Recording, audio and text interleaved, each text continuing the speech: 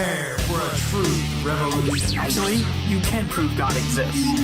Questioning tradition, because what you've been taught isn't always true. The truth will set you. Welcome to Truth Revolution. I'm Dave. With me is Pastor Jeff of Revolution Church, and this is where faith and reason meets. Oh, yeah. Hey, last Sunday was Easter, and this is the Sunday after Easter, and we are still wanting you to come out to Revolution Church. There you go. Hey, make it a habit. Yeah, I mean, if you came to the Easter service, and come on back. If you didn't come, you know what? This is a great week to start. There you go. 9 and 11 o'clock. What is it, like maybe 10 weeks to make it a habit?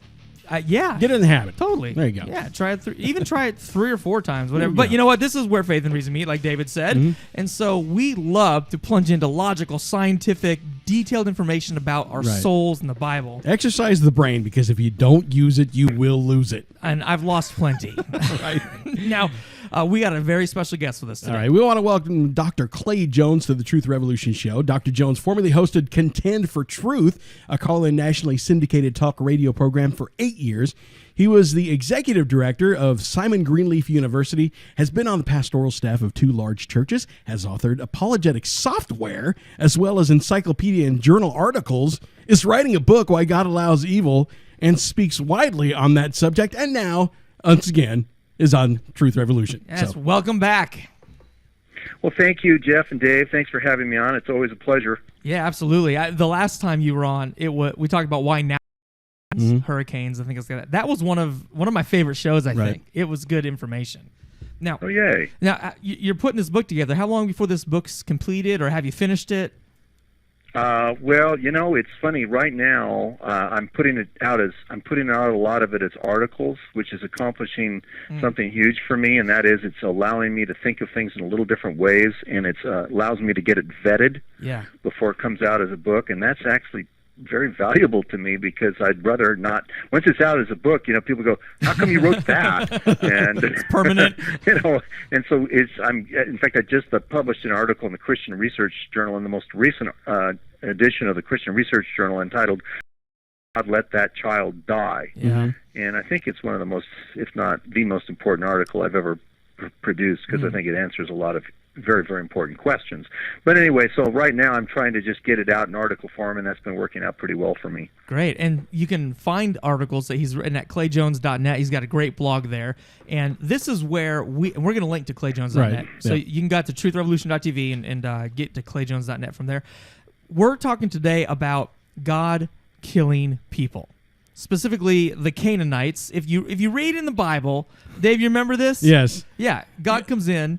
Well, you know, it basically says, we're going to take everything you have, you know, and basically I'm placing my people in your land. Yeah, and he tells you, actually, we got the verse here. This is pulled right off of Clay's blog, and let's just read, Deuteronomy 20, 16 to 18, to set the tone here. In the cities of these people that the Lord your God is giving you for an inheritance, you shall save alive nothing that breathes, but you shall devote them to complete destruction. The Hittites, the Amorites, the Canaanites, and the Perizzites, the Hivites, and the Jebusites, as the Lord your God has commanded, that they may not teach you to do according to all their abominable practices that they have done for their gods, and so you sin against the Lord your God. All right, everything that breathes must die. Yikes. That's what God said, right, Clay?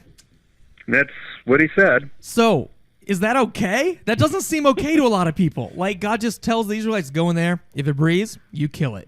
You just end its life right there. Well, indeed, we need to pull that apart. And, you know, it's interesting, Jeff, right at the outset, if you're a Christian, if you're not a Christian, I understand it. You're going to go, this just sounds horribly gross. But I encourage people to go, if there is a God, let's not just simply go, that's wrong, but let's look a little deeper. Even if you're a non-Christian, actually, let's look a little more deeply. What's going on there? Is it just that simple, or really does God have a lot of good reasons for ordering that these things happen? Yeah. And actually, of course, my argument is he had a lot of very good reasons, and he tells us what his reasons are. He tells us very clearly that he ordered their destruction because of their sins. And if anybody wants to see a catalog of Canaanite sins, they only need to turn to Leviticus chapter 18 and basically read the entire chapter. And it catalogs all of their sins. And it starts off with incest, And then it moves into, every kind lists the different kinds of incestuous sins, having sex with your daughter, or having sex with your mom, or having sex with a sister, and so on. It lists the different kinds of incestuous sins, and then it lists adulterous sins. And says, you cannot lie with another man's wife. Then it talks about, and you do not sacrifice your children to Molech. Now, Molech was a bull-headed idol in whose outstretched arms a baby could be placed, and in whose belly a fire was stoked, and you burned the baby to death. That is evil. Which is, and they were doing that, and this was occurring in a large number. And by the way, as I say these things, I want everybody needs to understand that we know this from Canaanite primary source documents. Yes, the Bible tells us that that's what they were doing, but that's not all we're dependent on. In fact, we have a lot of Canaanite primary source documents. And so we know they were burning their children to death in a bull-headed idol named Molech. Then the next sin that's mentioned is homosexual sin. And frankly, after you've exhausted all you can do heterosexually, you've done everything you can do. Right. You've had sex with, other people's spouses, and then you've had sex with your relatives. Yeah, family members. Then you go, well, what am I going to do now? I'll tell you what. Let's have sex with the same sex. Mm-hmm. And when that gets old, then the next sin listed is bestiality. Do not lie with an animal. Right. Yeah. And indeed, because that's it's like when you've done everything else. What else is there? What else? Hey, let's have sex with animals. Yeah. And honestly, I'll tell you something. That's where our society's heading. And at the outset, part of the trouble is, and as you guys know, I've published an article through Philosophia Christi, and you can find it on my blog, entitled "We Don't Hate Sin, So We Don't Understand What Happened to the Canaanites."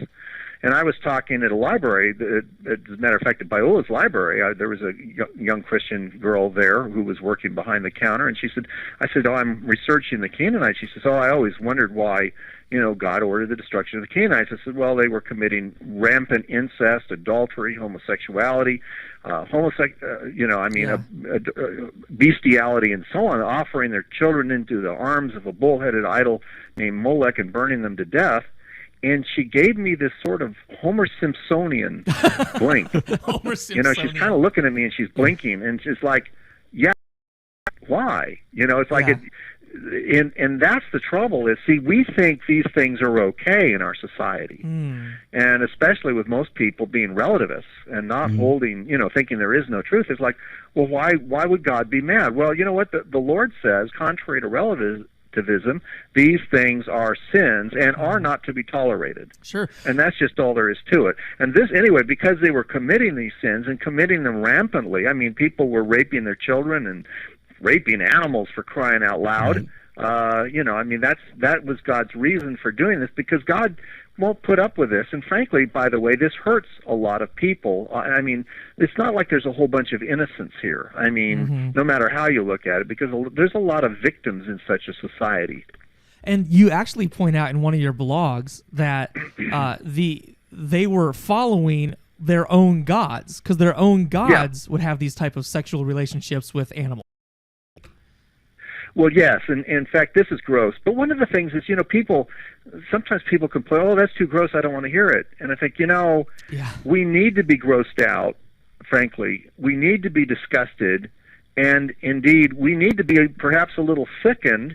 And how do you, over what was going on there? And the only way that I know to do that is to actually say, here's what they believed. And so from Canaanite primary source documents, we know that one of them is called the Baal cycle, that Baal raped a calf and 77, even 88 times, and produced by it a boy. In fact, in other versions of that, he raped his sister while she was in the form of a calf 77, even 88 times. Now, That's that crazy. takes...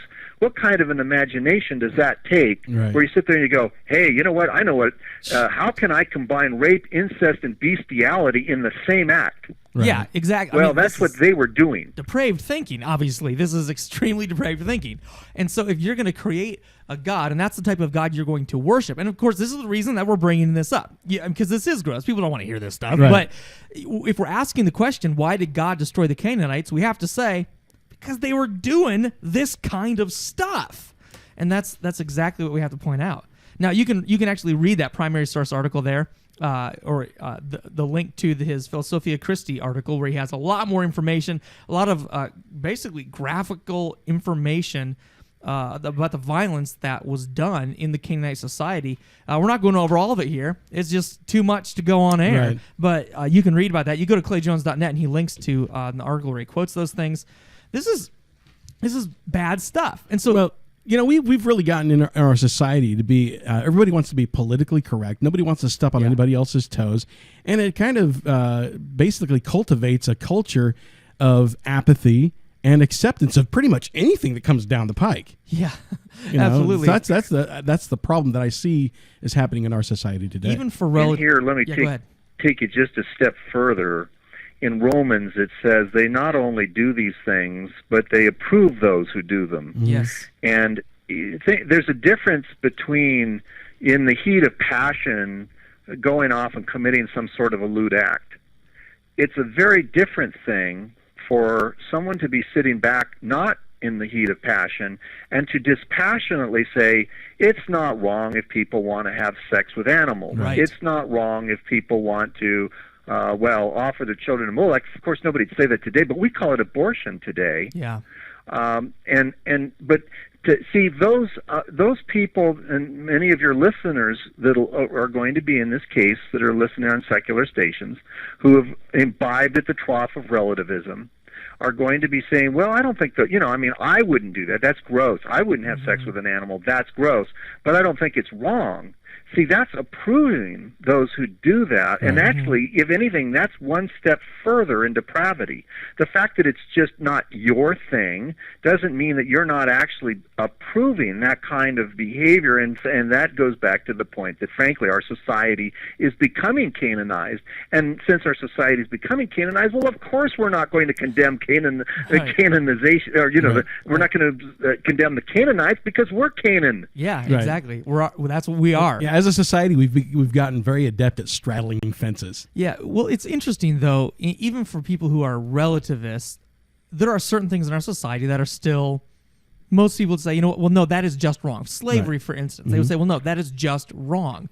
But when you bring up abortion, or you bring up sex with animals, or sex with family members, they'll tweak a little bit and say, well, maybe it's wrong, but I'm not going to tell them that it's wrong. Yeah. Well, I'd say I think it's wrong. Yes. But it's not wrong. I'm not going to say it's wrong for them. Right. But we're getting to this point where we're saying that, we're trying to make the point that there is an absolute truth, there is a right, there is a wrong, regardless of what someone else may think about it, whether or not they value it. There are certain things that are wrong. If these things were wrong, which gives God the prerogative to judge that action. Now, I want to get a little bit into this next point you made, which is when God's people, the nation of Israel, did some of these actions, they were penalized by God as well. It's not like God was just out to commit genocide, right? That's absolutely correct. And it's one of the things that a lot of people, well, frankly, let's face it, most people don't spend, even most Christians do not spend enough time reading the Bible. Right. And I'm talking about most Christians don't. True. Well, obviously now, those who aren't Christians, they're not spending, and even those Christians that do spend a fair amount of time, they don't spend much time reading the Old Testament. And then you've got, of course, non-Christians not reading the Bible basically at all, so they don't understand any of this. But one of the things when you read the Old Testament, basically, I can divide the Old Testament relatively in half. The first half is, of course, God creates humankind and gets it going, and then God chooses Israel and says, I'm going to use you as an example of godliness. And what I need you to do is I need you to wipe out these people who are committing rape, incest, and bestiality in their minds anyway, in the same act. I need you to wipe them out. But if you intermarry with them, I'll tell you what's going to happen. You're going to start to commit their sins. And then he says very plainly, unambiguously, and then I'm going to come and get you and do the same thing. He says, in fact, straight out, then I will do to you what I plan to do to them. Yep. But Israel didn't destroy them, and indeed, then God, now the second half of the Old Testament. Now, I'm going to have to make you pause there for a second. We're going to get right back to this after the break. So what happens in the second half of the Old Testament? TruthRevolution.tv. Don't go anywhere. We'll come right back with this answer. Truth Revolution. And we're back. We're talking to Clay Jones. You can find him at clayjones.net. Or Biola University, where Yeah. he is an associate professor there. And he's put together some software called Prepared Defense, which I have multiple versions of because I keep buying it.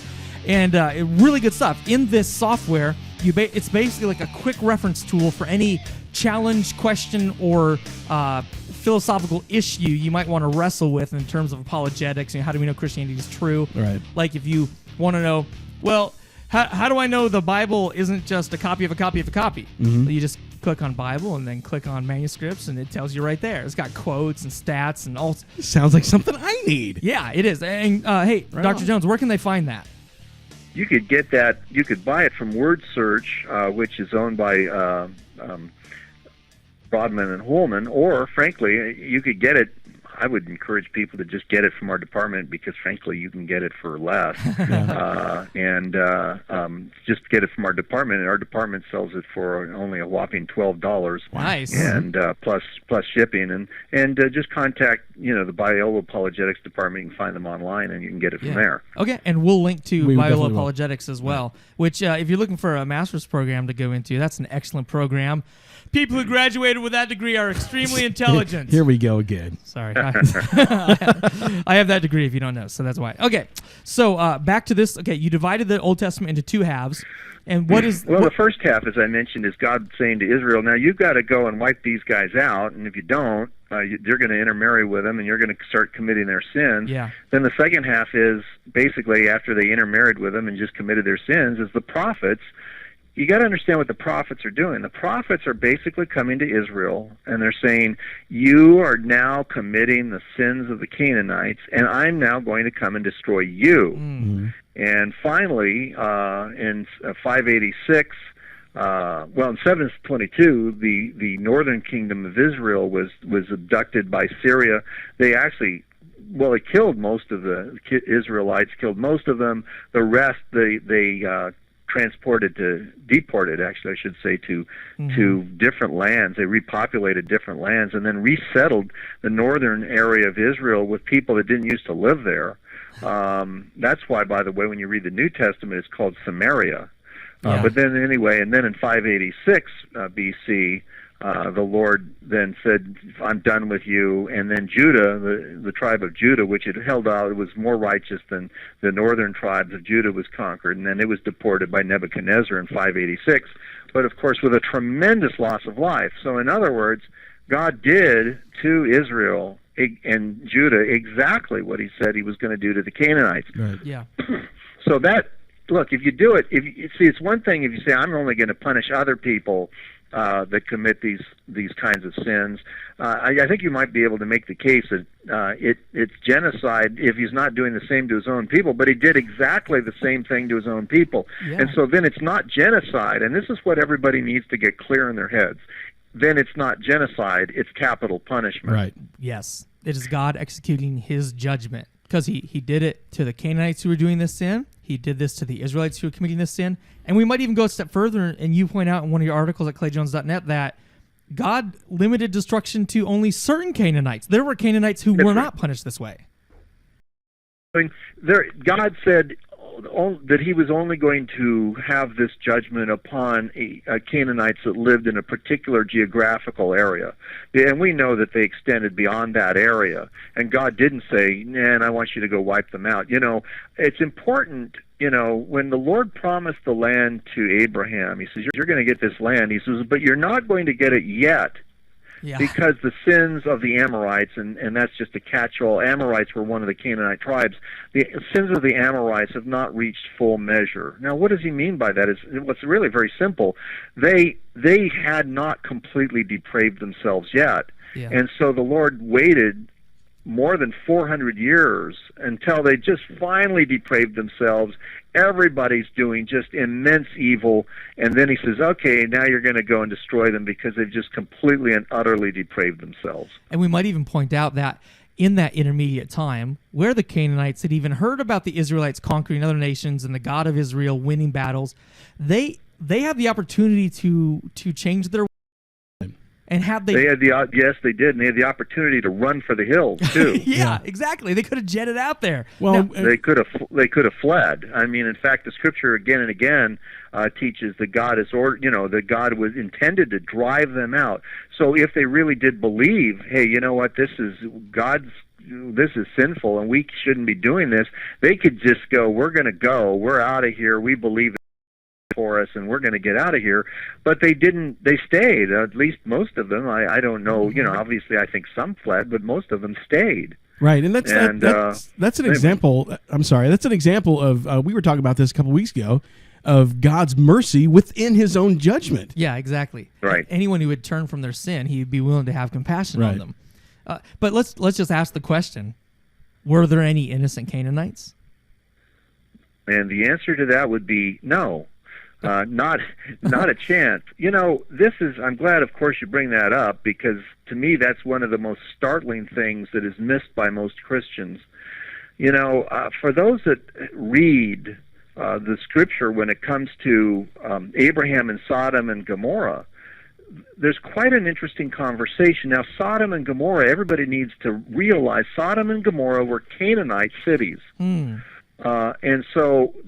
we have this fascinating conversation that occurs in Genesis, where Abraham realizes, he's coming for the Canaanites. He's going to wipe out Sodom and Gomorrah, and my nephew Lot lives in Sodom and Gomorrah. And so Abraham says to the Lord, wait a minute, you're not going to sweep away the righteous with the wicked, are you? What if there's 50 righteous people in the city? Are you really going to sweep them away and do such a thing? And then Abraham even says, far be it from you to do such a thing, to kill the righteous with the wicked, treating the righteous and the wicked alike. Far be it from you. Will not the judge of all the earth do right? What is saying there if it's not exactly the same thing that critics of the slaughter of the Canaanites are saying today? Yeah. Wait a minute, that's not fair. You can't kill all those people, because basically there's some sort of intuition that there were some really good people there. Yeah. And so anyway, then Abraham, as many will remember, has this conversation where there's 50. The Lord says, okay, I'll spare both cities if there's 50. Finally, it goes down to 40, 30, 20, 10. And he's like, hey, don't get mad. What if there's only 10 righteous people? He says, fine, I'll spare both cities if there's only 10 righteous people. Well, anyway, the angels arrive the next day, and the men of the city want to rape the angels. And they try to rape the angels, and the angels can't find anybody that will leave. In fact, they had to grab Lot and his wife and their 2 daughters by the hands, and basically they seized them and dragged them out, not kicking and screaming maybe, but basically pulled them out of the city so the city would be destroyed. Yeah. And then once he pulls Lot out of the city and his 2 daughters, the daughters get their dad drunk and have sex with him. Yeah. I mean, so he even saves guilty people. I mean, it's not as though there's just innocent people all over that God's wiping out. He's even saving people who aren't as guilty as other guilty people.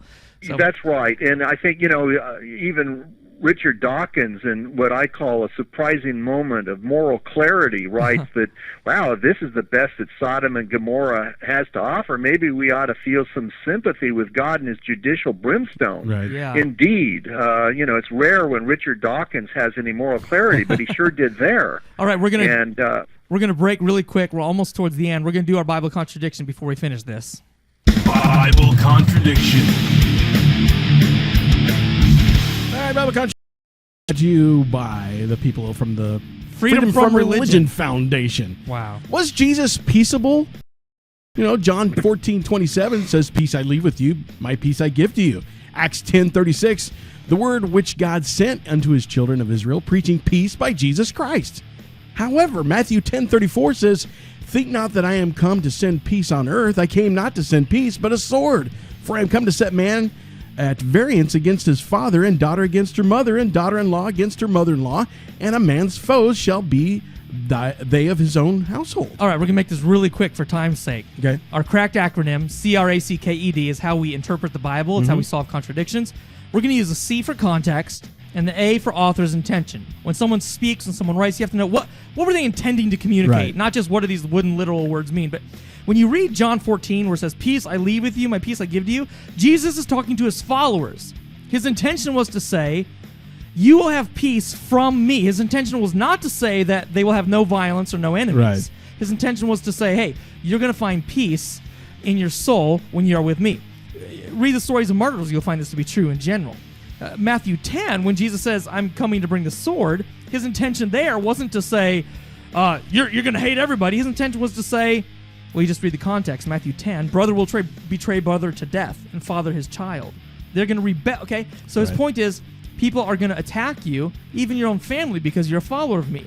So you actually see Jesus saying it right there. You're going to be persecuted, but you will be saved and find peace. Peace and sword at the same time when you actually look at the intention. Dr. Jones, anything you'd want to add to that? No, it makes sense to me to look at the context of what he means. Certainly when he says that he came to bring peace, or not peace rather, but a sword. I mean, when the peace issue is there's going to be peace and harmony in him and in him and doing his ways and doing his will. And so sure, you have to look at the context. Thanks. All right. Man, I can't believe we're out of time. This is ridiculous. Okay. I'm telling you. Dr. Jones. Need an hour. You just told us that you were going to be writing a couple more articles on this about why even the children died. Was that correct? That's right. I'm going to continue blogging on this, posting on this for several more weeks, actually.